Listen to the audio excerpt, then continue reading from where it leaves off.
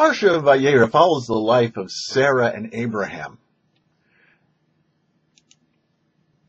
There's an interesting Gemara brought down in Baba Basra, which discusses the level of prophecy that they each had and concludes that Sarah's prophecy was actually on a higher level than Abraham's.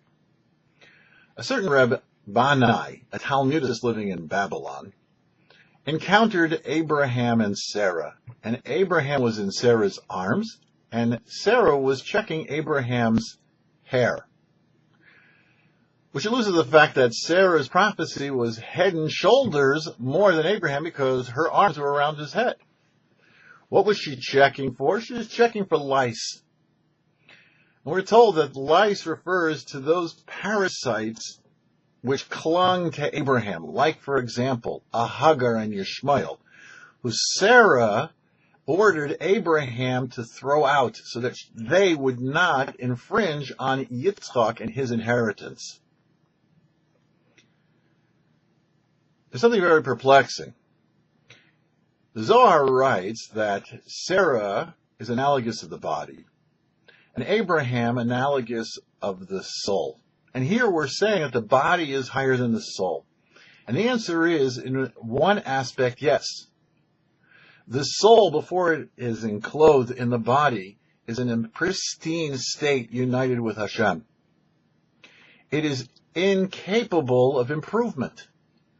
Only through enclothing itself in the body, which the body obscures the godliness and obscures the connection that the soul has with the Almighty, and doing mitzvahs, is there an improvement in the soul as well?